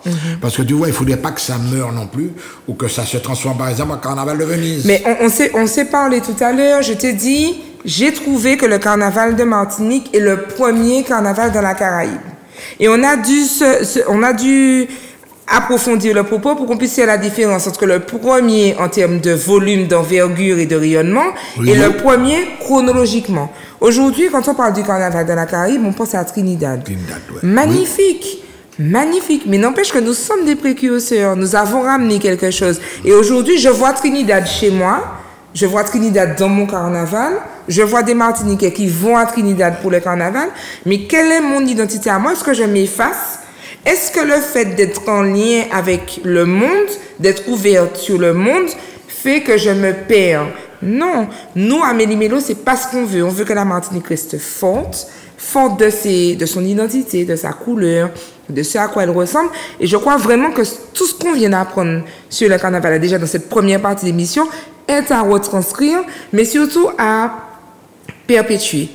Perpétuer. Bon, aujourd'hui, je m'interroge. Moi, si je prends mon cas, moi je suis de la génération où il y avait les groupes à pied, c'est vrai. Et puis sur le char, il y avait Pipo, Martelly, et puis il y avait aussi les 12 salopards. Alors même si les 12 salopards, moi j'ai beaucoup aimé, je me tournais pour que ma maman ne me voie pas dire ce que l'éléphant fait quand il a descendu, je sais pas quoi. je veux cacher pour que ma maman ne me voie pas dire ça, mais il y avait quand même ce jeu de mots, cette répartie, voilà, et puis il y avait cette vraiment musique de carnaval. Aujourd'hui, je vais à Fort-de-France sans porter de mépris à ce que la nouvelle génération propose, parce qu'ils se battent eux aussi pour exprimer leur talent. Aujourd'hui, je ne sais pas si c'est du chata, si c'est du carnaval, si c'est du bouillon. Je crois que chaque temps fort doit être marqué et c'est important que l'on puisse perpétuer les choses, quoi. Je pense que, je sais pas comment je vais m'y prendre, mais je pense que je vais me rapprocher de cette histoire de différents thèmes de carnaval en fonction des jours et du patrimoine. Peut-être qu'un jour, c'est en Marianne Lapofigue qu'on va se croiser. Je sais pas, ce costume-là m'attire beaucoup. Je le trouve, ouais, je sais pas pourquoi il m'attire beaucoup. Pourtant, j'aime les paillettes, c'est tout marron, tout beige, mais... Donc, tu as introduit pas mal d'éléments, de nouveaux éléments, justement. Le carnaval, c'est un produit qu'on consomme sur place, mais qui est diffusé dans le monde entier. C'est un premier bagaille. On est à l'ère de l'image, du paraître. On vend son image, retombée économique, forcément, parce qu'on voit effectivement que la période carnavalesque, il y a pas mal de touristes. Oui, c'est ça. Ouais. Tu as l'image. C'est un espace de visibilité, comme je te disais, et puis c'est également un espace qui est lié à la libération des mœurs. Ouais. Je t'ai dit que le carnaval, c'est un espace de soupape. Oui. Bam, ça nous pas fait. Donc, tu en as qui abusent évidemment. Le carnaval aussi, on assiste à toutes sortes de déviations aussi. De déviations, toutes cartes de produits, qui circulent dans le carnaval là, pas de faire un schéma, n'est-ce pas? Ben oui, mais bien, on aura droit, bien, c'est mon appétit de là, le carnaval là. Et puis, tu as un autre espace qui a envahi le carnaval, qui est non négligeable. Côté musical, tu as les orchestres de rue qui font un travail, tu as les musiques structurées qui font un travail, mais tu as la puissance des sonos. On n'en a pas parlé. Les sonos se sont imposés dans le carnaval. Alors, bien évidemment, je ne vais pas citer les radios, bon, je connais ça. Donc, c'est un espace de visibilité pour les radios. Voilà. Un exemple. Si Charles, CNFM, Charles aussi, qui battent à la première là, donc déjà, on a un classement de radio, dans le carnaval. Dans le carnaval, tu refais la médiamétrie après le carnaval, tu vois que ça change. Ok. Pas un monde qui tient des choses. Donc il y a de véritables enjeux commerciaux, médiatiques derrière tout ça. Oui. Tu as le sponsoring. Par exemple, je ne me souviens pas. Au départ, il n'y a pas de sponsoring dans le carnaval. C'est des gens, je ne me rappelle pas qui ont inventé, depuis l'époque du carnaval foyal, qui était très, très, très fort. Donc, il y a des gens qui ont inventé le sponsoring avec sur des chars. Il y avait des panneaux publicitaires. Hein, mais ce que tu me dis là, ça me fait aussi penser au Bradjack. Les derniers Bradjack que j'ai pu voir sont très publicitaires, je trouve. C'est-à-dire qu'on n'est plus sur le Bradjack, le vieux Bradjack, etc. On a l'impression que les vieilles voitures ne sont plus tout à fait autorisées. On a vraiment des pubs réels sur les Bradjack. Bradjack, je ne vais pas les nommer, mais enfin... Ouais. Je reviens à ce que je te disais là. La Bradjack. C'est la Bradjack. Voilà. Okay. La Bradjack. Son nom déjà te donne une connotation auditive. C'est-à-dire, c'est un vieux moteur, vieux échappement, etc. Donc au départ, comme tu dis, c'était des vieux autos de Capran pour faire ça, etc. On les maquillait un petit peu. Mais là maintenant, la Bradjack est devenue un espace de visibilité. Ok. Un porteur de slogans publicitaires, de panneaux, d'expressions mal cochons aussi, parce qu'on lit des choses sur les Bradjack qui sont vraiment extraordinaires. Mais il y a dans Bradjack là, alors tu as les Bradjack stylisés, tu as des Bradjack qui sont très très très beaux, hein, de très belles voitures, klaxon, dernier cri, toute bagaille, les filles sont maquillées, des canons à bosser Bradjack, c'est bien, et puis quand ils sont le capot l'auto, tu as ces Bradjack là qui sont appétissants, on va dire ça, et puis tu as les Bradjack plus conventionnels, ou bien des gens plus machins, mais c'est vraiment un bon l'auto. Par exemple, j'ai vu un bonhomme une fois, je retransmettais la vidéo. Tu n'as jamais remarqué ça, des fois ils enlèvent le capot du moteur. Et puis oui. Tu t'imagines, alors ils enlèvent le capot, c'est dangereux en plus. Hein. Oui. Alors, et puis monsieur derrière le Bradjack là, et puis on monte pour ça, alors on mange. Ah ouais. Donc, mais pourquoi faire ça? C'est quoi le but? Des Bradjack? Ouais. De retirer le capot. De montrer le moteur en train de tourner, ou quand il va dire que la tourne aussi, quoi. D'accord. Mais c'est dangereux, je te dis. Oui, c'est dangereux. Mais moi, ma question, c'est qu'est-ce qu'il faut faire? Est-ce qu'il faut être dans la résistance? Est-ce qu'il faut vouloir conserver la vieille Bradjack traditionnelle? Ou est-ce qu'au contraire, il faut se laisser porter par ces nouveaux courants? Mais non, mais là encore, tu as remarqué qu'au niveau de ce secteur-là, des Bradjack, on leur a construit, fabriqué un circuit. Avant de les trouver en anarchie dans tout le monde. Mais tu n'as pas remarqué que maintenant il y a le défilé de la Bradjack. Et les voix au jeu, on est en boucle, la sécurité de Gaza. Par exemple, là, je vais pas vous suivre. C'était un devoir à 14h, tu travailles à présent. Tu vois, donc ils sont. Je crois même qu'il y a une assurance. Aussi, oui, c'est obligatoire. Donc on a structuré. Bon, c'est pas plus mal, puisque quand même, ça peut représenter des dangers. Mais maintenant, c'est une autre forme de truc. Et puis là, maintenant. À accueillir, tout simplement. Ouais. Et puis il y a un phénomène qu'il faut quand même citer également. La Bradjack, ça bien belle, mais tu as des bonhommes de la Bradjack qui, depuis la semaine qui précède le carnaval, en meurent les gens dans tous les quartiers, tu entends la bobo, ou même quand dormir, et des gens pas c'est même pas et qui font peur. Des fois, on croit même que ce sont des coups de fusil. Alors que voilà, c'est ça, et c'est vrai que ça fait peur. Et c'est vrai que ça fait peur. Alors, on est obligé de poursuivre un petit peu. Le temps ne nous attend jamais quand le sujet est croustillant comme ça. Je vais simplement rappeler aux téléspectateurs, puisqu'on va passer aux questions, que vous pouvez suivre votre émission préférée, Méli-Mélo, sur la page Instagram mélimelo.fwi, mais également maintenant par WhatsApp. Donc, vous m'envoyez un petit message sur WhatsApp et à ce moment-là, vous allez pouvoir être ajouté sur la chaîne WhatsApp et poser vos questions. Vous saurez quels sont les thèmes et vous pourrez participer de manière plus directe. J'en profite pour remercier tous ceux qui m'ont envoyé un petit message. C'est très gentil. Merci également pour vos encouragements. Vous savez déjà, avec Manon, on en a déjà parlé. Je suis une amatrice. J'essaye d'apporter des informations, de démêler le vrai du faux avec vous. Je crois que c'est nécessaire pour notre société. Donc, merci pour vos remerciements, pour vos encouragements. Et puis, le travail continue. On est ensemble. Alors, Michel, on va attaquer les questions. D'accord? On va essayer les questions qu'on m'a envoyées. Voilà, quand je leur ai dit que j'allais te recevoir. Ouais. Alors, on a Woodney. Alors, Woodney, on te fait un coucou. Un gros bisou aussi. Alors, Woodney, elle s'appelle Woodney Edney. Et c'est une Haïtienne que j'avais reçue, je ne sais pas si tu étais là ce jour-là, mais j'avais reçu sur le plateau de Zouk TV et on était venu parler du lien entre Haïti et Martinique. Et donc, elle nous envoie une question. Alors, pourquoi je précise ça? C'est parce qu'on a parlé du carnaval haïtien et c'est vrai qu'ils n'ont pas la même façon de fêter le carnaval que nous. Et elle nous dit, le carnaval d'aujourd'hui ne serait-il pas plus porté vers l'exhibitionnisme? En Martinique ou en Haïti? En Martinique. Parce que j'ai vu le carnaval en Haïti, ça se déroule sur le Champ de Mars, etc. Il y a quand même une expression, surtout musicale. Mais ce qu'elle dit là, l'exhibitionnisme, mais c'est ce à quoi on assiste actuellement, c'est-à-dire la visibilité. Je suis une belle femme, j'ai un beau corps, mais il faut je fais part à tout le monde. Il faut qu'on me voie. Voilà, faire part, Donc, elle a un petit peu raison de le dire, on voit des athlètes, on voit toutes sortes de personnes, etc. Le carnaval, c'est les regards. Parce que il y a le carnaval et puis il y a les commentaires qui se font sur la touche aussi qu'on entend. Parce qu'on entend toutes sortes de choses aussi dans le public. Donc, essayer de changer le regard des gens à travers des comportements, on va dire, plus exemplaires, un peu plus conventionnels. Mais tu ne peux rien enlever à la spontanéité et à l'effet soupape. Donc, montrer des choses qu'on ne voit pas d'habitude. Et puis, c'est peut-être aussi, sans pour cela pousser la provocation à son paroxysme, je crois aussi que cette liberté de pouvoir s'exprimer, se lâcher, je crois que ça nous fait sortir d'une forme d'hypocrisie, que que la bienséance nous impose. Donc, on est un peu plus vrai, on regarde les choses en face, je crois. Donc, je suis pas pour l'extrême.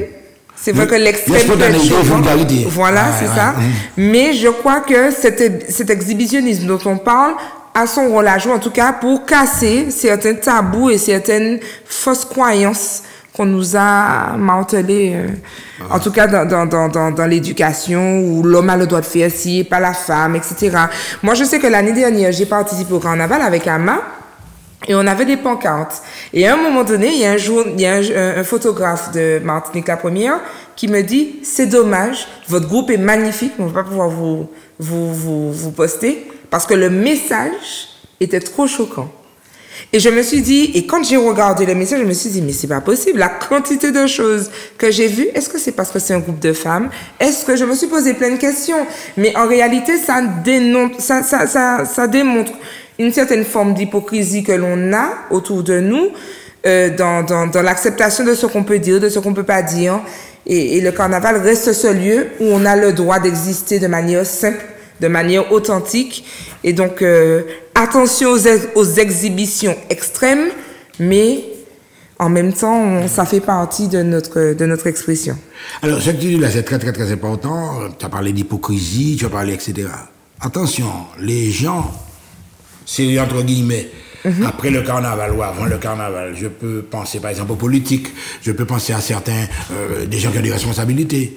Quand tu les vois dans le carnaval, tu ne les reconnais pas. Hein. C'est ça. Et souvent, il y a qu'à faire avec l'esprit que tu dis je me lâche. Voilà. Mais c'est peut-être mal interprété aussi. Hein. C'est vrai. Ah, Marcel, c'est un blou, comme ça, on dire, quoi. Donc, monsieur, c'est un jaune, un bonhomme comme, c'est pas moi, mon ami Thierry, il est un anthropologue, tu connais Thierry, quand tu vois Thierry dans le carnaval, un maître de conférence. Ouais. Donc, il faut qu'on soit clair, hein. Soit nous capons comme ça, c'est-à-dire on se lâche carrément. Ouais. Alors, il y a les excès. Par exemple, se promener à poil, et puis tu as ton enfant avec toi qui regarde ça. Il n'est pas fait quand même.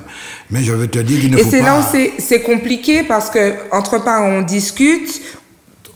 Tantôt, on se dit que le carnaval n'est peut-être pas le lieu pour nos enfants. Et en même temps, j'ai envie de dire, parce qu'il y a le carnaval des écoles et qu'il y a d'autres choses pour eux. Mais en même temps, j'ai envie de dire, faut aussi qu'ils voient le carnaval dans la rue. Faut aussi qu'ils voient, voilà. Et un enfant de 5 ans n'ira pas parce que c'est compliqué, il fait chaud, etc. Mais un enfant de 8 ans, un enfant de 10 ans, faut bien qu'il s'imprègne de sa culture et de son pays aussi. Mais là, tu sais que tu me dis ça à double sens. C'est-à-dire que c'est bien. L'enfant est un petit... Mais tu as un bébé dans une poussette. Ah oui, non, là. Tu as vu ça? Ah là, tu vas loin, là. Oui. Et puis derrière un char de 12 salopards avec les espèces de sous. Ah oui, non. Tiens, mais là, mais. Non, on est d'accord que là, on est en train de. Parce que la maman a voulu, hein. Non. Alors, je ne veux pas porter de mépris ni de jugement sur les parents, mais c'est clair que c'est un comportement irresponsable dans la mesure où ça remet en cause l'intégrité de l'enfant. Ah ben, l'enfant peut perdre l'usage de ses oreilles, l'enfant est fatigué, agressé. Non, on est d'accord que c'est clairement à proscrire. Ouais. C'est à proscrire. Surtout aujourd'hui où on a de plus en plus d'événements à destination des tout-petits. Il y a eu Petit Créole il n'y a pas longtemps avec Daniel René Corail. Enfin, je dis il n'y a pas longtemps, c'était dimanche. Oui. Voilà, il y a des associations. Je sais que l'association de Chopot au François fait une animation carnaval chaque année avec des animations carnaval pour les tout-petits. Enfin, il y a différentes animations qui proposent des choses pour les tout-petits et je crois que non. Derrière le chant, c'est clairement... À proscrire. Parce que ce que tu me disais, c'est important. Le carnaval des écoles, il y a le grand défi, l'effort de France. Mais dans toute l'école Martinique, il y a ni petit carnaval des écoles. Donc l'enfant, bon, quand ça s'arrête là, bon, tu vas me dire, bon, l'enfant, il a vu, il sait. Et puis les enseignants, ils cherchent également à montrer les différents personnages. Mais les petits mamans, elle allait aller, même au Kagoumé, pour comment tu parles de la vidéo, tu vas dedans, non, il n'y a pas les mots. C'est ça. Alors, je continue au niveau des questions. Donc, bon, c'est encore le temps qui m'oblige à filtrer parce qu'on a quand même 9 questions. Voilà. Donc, j'essaie de trouver celles auxquelles on n'a pas encore répondu. Donc, on a Anonyme, par exemple, qui le dit. Le carnaval de Martinique n'est plus ce qu'il était. Aujourd'hui, c'est un son de système. Si vous suivez un groupe, vous aurez un peu de chance, mais si vous suivez un chant, c'est mort. Il n'y a plus de carnaval dans l'affaire. Il a raison. Tout à fait. Si vous suivez un groupe, tu as ton petit groupe, entre vous-même, vous êtes organisés, etc. Même si les gens là nous voient. Hein. Mais lorsque là c'est l'homme de la rue qui te parle, l'homme qui est dans le vide. Le char avec les gros sonos, tu as l'impression que c'est un enterrement, finalement. C'est-à-dire que ça défile, parce qu'il n'y a aucune émotion dans le char, à part derrière. C'est la sono qui mène. Donc tes tympans sont à fond la caisse, et pour on est sur de mécanique. Donc tu vois des cortèges. Mais c'est à la fin, Ça t'ennuie? Oui, je vois. Moi, ce qui m'interpelle beaucoup et que je trouve vraiment dommage, j'espère que d'autres médias, puisqu'il y a les gros chars, c'est des chars de médias, j'espère qu'ils vont nous regarder et nous écouter le dire. Même si je sais qu'on ne fait pas le poids par rapport à l'enjeu financier, j'entends bien. Mais c'est vrai que quand moi, je reviens sur cette histoire, quand j'étais petite dans le char, il y avait les 12 salopards, il y avait Pippo Martelly, il y avait Créative, il y avait des chansons de carnaval. Aujourd'hui, derrière le char du carnaval à Fort-de-France, ce sont les mêmes chansons qu'on retrouve à d'autres périodes de l'année dans les soirées. Et je trouve ça dommage parce que ça ne marque pas le temps fort qu'est le carnaval.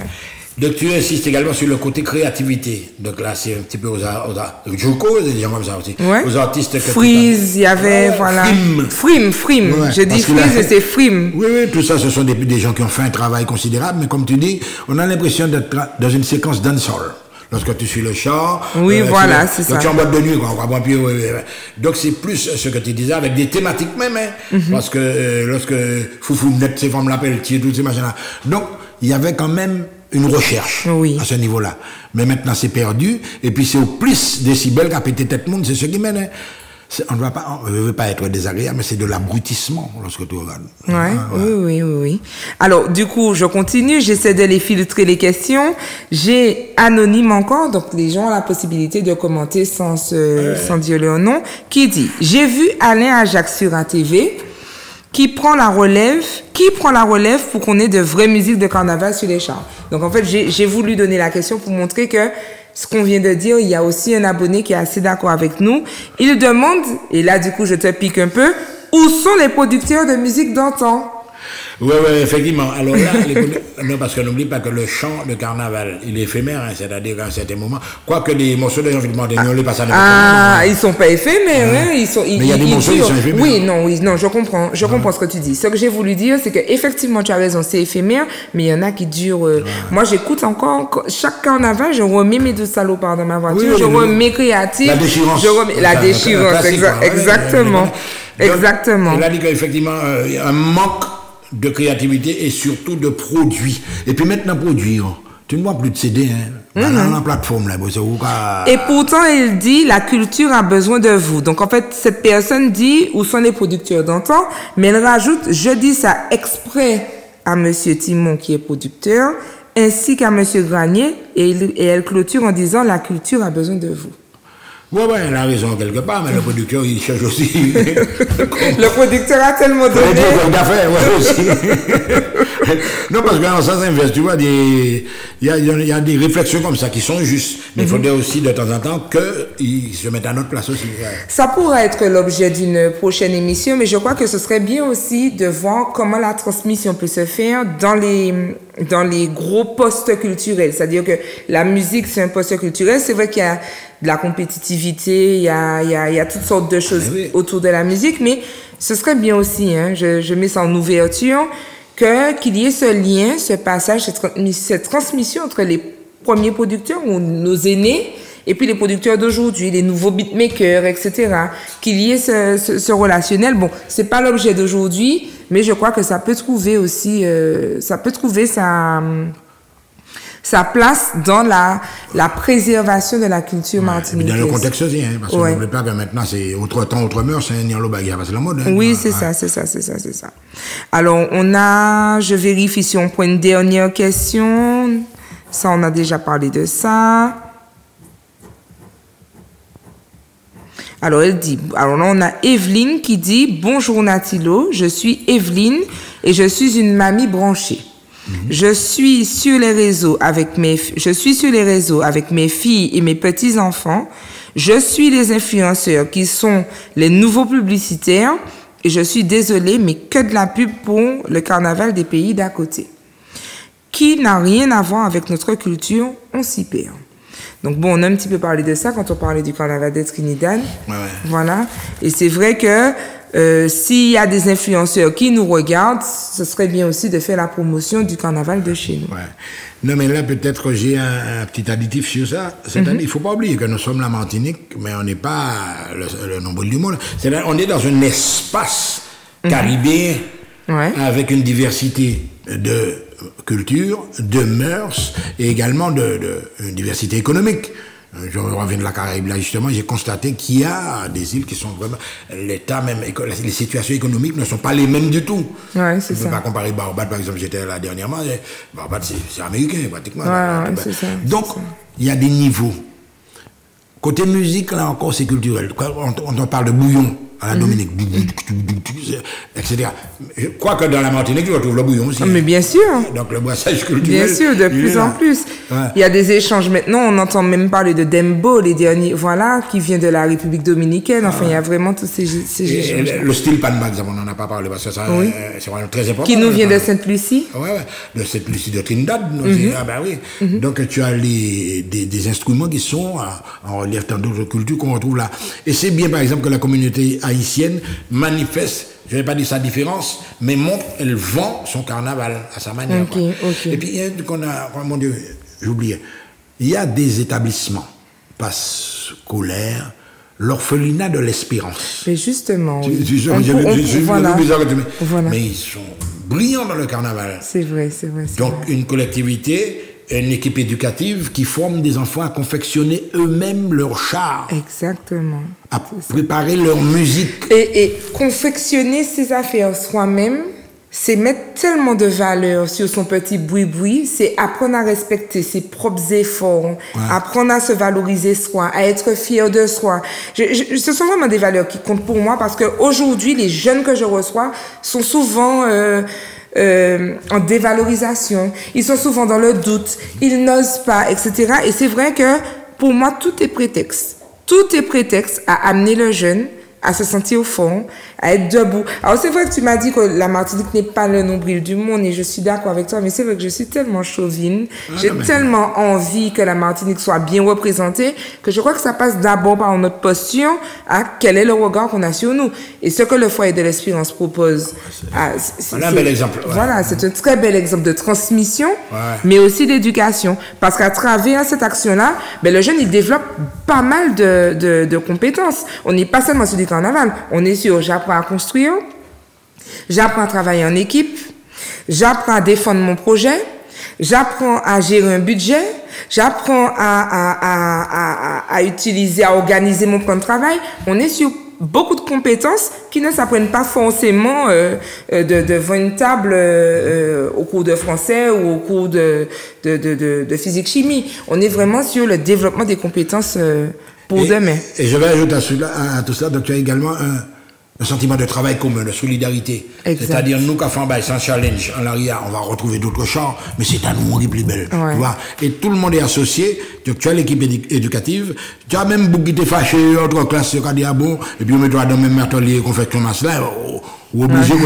Donc, il y a toute une synthétique, quoi, toute une synthèse de toutes ces compétences qui se créent à cette occasion-là. Exactement. Alors, on arrive à la fin, là, déjà. Oui, puisque le temps ne nous attend pas. On va aborder la question des bons plans. On va clôturer sur ça. Je ne sais pas si tu voulais nous rajouter un petit quelque chose, un élément que je n'ai pas cité et que tu estimes qu'il est bon de savoir sur le carnaval. Oui, alors, un élément, pour moi, c'est je pense. Le carnaval, c'est bien. Mais il faut en faire également un produit. À l'heure actuelle, nous sommes en déficit. Il faut en faire un produit économique structuré, savoir tirer profit du carnaval. Ces Canadiens, nous avons des carnavals qui disent finalement, qu'est-ce qu'ils laissent? Le lendemain, bateau à partir là, ils ont oublié. Ok, d'accord. Tu parles de quoi? De marques déposées? De tickets même, au niveau du bateau, vous trouvez. Comme ce que tu aurais trouvé dans les samba. Les sambodromes. Les sambodromes. Ok, d'accord. Il manque ce côté. Commercial. Ok. Mais tu vois, c'est toujours bon de le découvrir parce que moi, j'aurais pensé le contraire. Mais je trouve que ça change. Mais oui, c'est vrai que. C'est un exercice, ça te fait rêver. Mais il faut en tirer profit quand même.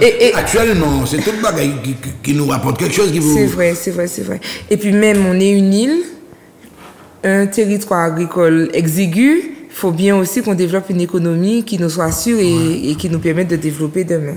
Et puis un petit détail avant de terminer, tu ne m'as pas parlé de la sécurité dans le carnaval aussi. Non, je ne t'ai pas parlé de la sécurité. Mais c'est très important. Alors, tu as 2 minutes pour me parler de la sécurité. Alors, la sécurité, il faut qu'il y en ait, parce que tu imagines que des centaines de milliers de personnes vont débarquer sur Fort-de-France, etc. Mais en même temps, la sécurité, il ne faut pas que ça freine non plus les gens. Ouais. J'aimais bien les petites brigades avec circulaire. Il faut qu'il y ait de la sécurité parce qu'il y a des enfants également dans le carnaval. Tu sais qu'il y a des infarctus qui se font dans le carnaval. Je crois que la sécurité commence chez soi aussi. Ah, oui. La sécurité commence chez soi. Quand je décide d'aller au carnaval, qu'est-ce que je mets en œuvre pour que mon carnaval se passe bien? Je suis pas contre la potion, comme ils disent. Mais la potion à petite dose, voilà, avec modération. La potion magique, mais pas super magique.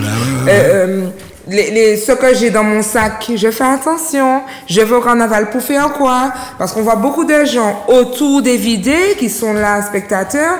Mais est-ce que je viens pour m'amuser? L'année dernière, on a reçu le collectif Carnaval. Le collectif Carnaval. Donc, c'est un collectif qui chante, ils font leur ritournelle, etc. Et je me souviens que T-Shabs avait dit, quand on analyse bien, la personne qui va s'amuser au carnaval n'a pas de problème. Quand on entend dire qu'il y a eu bagarre, etc., celui qui est venu faire la bagarre, il n'est pas venu s'amuser. Celui qui est en train de s'amuser dans son vidé, il n'a pas le temps de se battre puisqu'il est dans son vidé. Et donc, c'est vraiment ce que je vous souhaite à tous pour cette année, hein, de venir dans le vidé vous amuser. Parce que tu vois, mon gars, généralement, rapidement, c'est à la fin des vidés qu'il y a le bordel. Tu vois, oui. Le truc est fini, ou bien la diroyo, coup de physique à partir. Zot là, c'est rentré dans Zot là, c'est rentré dans Pas embêtez-nous. Alors, du coup, on va finir avec les bons plans. Donc, le premier bon plan que je vous propose de découvrir, et je trouve que c'est une très belle initiative, je glisse ça comme ça. J'espère que les politiques, le CMT, parce que tu parlais d'en faire quelque chose, un produit commercial, il y a le musée de Tambou Bocanal. Et c'est ce que je vous propose de découvrir. Donc, je vous laisse regarder et on fait quelques commentaires après. C'est ici, au siège de l'association Bocanal, qu'une bonne partie de l'histoire du carnaval va se raconter. Les Diables Rouges, les Carolines et Loli, les Massalambo et consorts sortiront de l'ombre juste pour quelques jours. On va mettre... on va le laisser là. Non, mais non, il y a déjà celle-là. On va le mettre en bas. On va le mettre dehors, c'est déjà en bas. Depuis plusieurs années, ce petit musée de fortune s'étoffe de vestiges du carnaval. Chaque pièce a son histoire, chaque pièce est le rappel d'un pan de la culture africaine et martiniquaise. On a mis en place un cahier carnaval qu'on va pouvoir ouvrir durant ces jours-là, où toute la population pourra venir se ressourcer, voir un petit peu les masses emblématiques de notre carnaval. Nous revenons à nos bases pour permettre à nos enfants, nos plus jeunes, d'avoir de la matière pour continuer ce travail de recherche, cette quête culturelle et identitaire. Tout est symbole et signification. Comme on l'indiquait à Césaire en Casamance, les miroirs mis côte à côte sur les costumes représentent la connaissance. Les cornes de Bovidé, c'est la richesse temporelle. Donc on a pu voir effectivement une très belle initiative de Tambou Bocanal de pouvoir faire un musée. Donc il est encore là pendant les quelques jours. Donc je vous invite à aller dans le plus grand nombre. Voilà.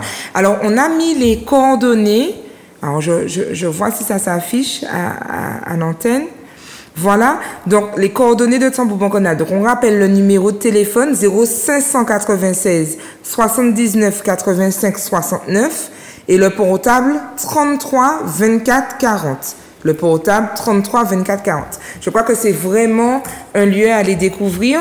Et puisque c'est un musée éphémère, par rapport à ce que tu disais en faire un produit, peut-être qu'il y aurait un travail à faire avec les autorités qui sont capables de subventionner, parce que Tambou Bocanal reste une association, pour que ce musée soit formalisé et qu'il soit permanent aussi. Permanent, c'est ça. Et qu'on puisse, en tout cas, voilà, permanent sur toute la période touristique, qu'il soit valorisé, que les pièces soient protégées, puisqu'il y a tout un travail de conservation au niveau des œuvres d'art. Je crois qu'il y a un travail à faire dessus et comme tu disais, ce sera un outil commercial.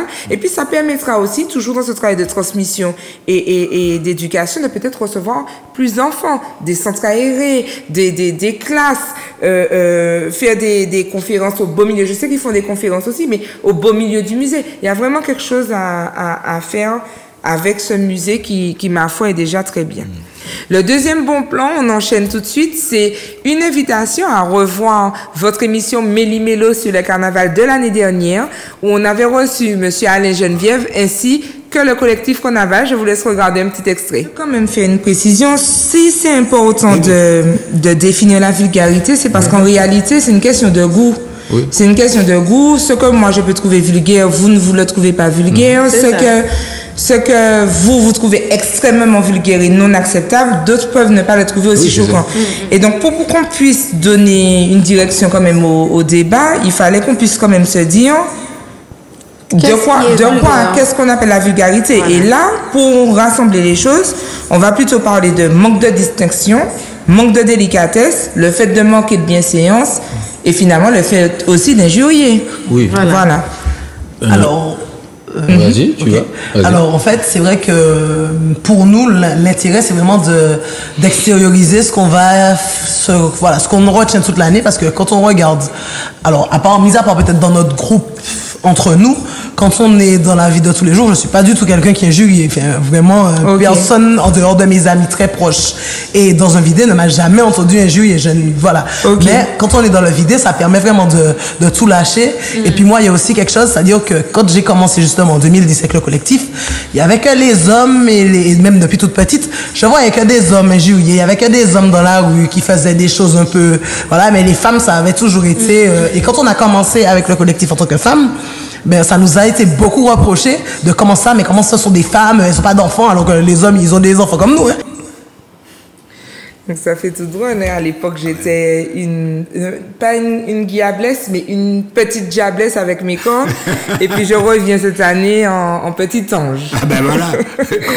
en petit ange. Donc en tout cas, bon, j'espère que vous allez apprécier de pouvoir revoir cette émission où on parlait justement de la vulgarité. On avait reçu, comme je disais, Monsieur Geneviève, qui est un monument aussi de notre histoire carnavaleuse. Puis on lui a rendu hommage récemment. Justement, c'était moi l'animateur de la soirée. Et toujours d'une grande humilité. Et puis il a parce que c'est un pédagogue, il a le souci de transmission. Exactement. C'est-à-dire, il y a même des élèves, tu sais que concernant le créole par exemple, il a joué un rôle important ce gars-là. Voilà. Et d'ailleurs, alors, il habite pas loin de chez moi.